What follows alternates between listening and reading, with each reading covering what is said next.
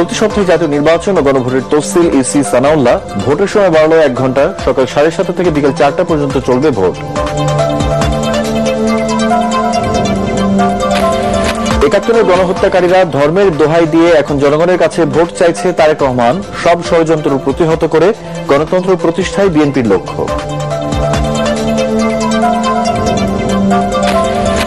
NCP সহ 3 দলের গণতান্ত্রিক সংস্কার জোটের আত্মপ্রকাশ। নতুন এই প্ল্যাটফর্মে যুক্ত হতে পারবেন নাগরিক সমাজের প্রতিনিধি ও রাজনৈতিক দলের নেতারা।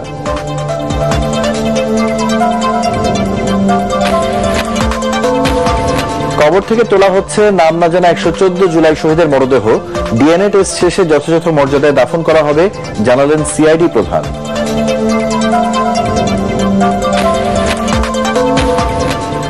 গুমের মামলায় রাষ্ট্রপক্ষের অভিযোগ গঠনের শুনানি শেষ। আসামির পক্ষের শুনানি মঙ্গলবার।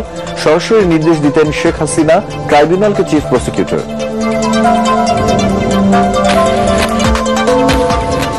এবং এবার দুদকের জালে সাবেক রাষ্ট্রপতি আব্দুল হামিদ, জাতীয় প্রেস ক্লাবের সাবেক সভাপতি সাংবাদিক শওকত মাহমুদ গ্রেপ্তার।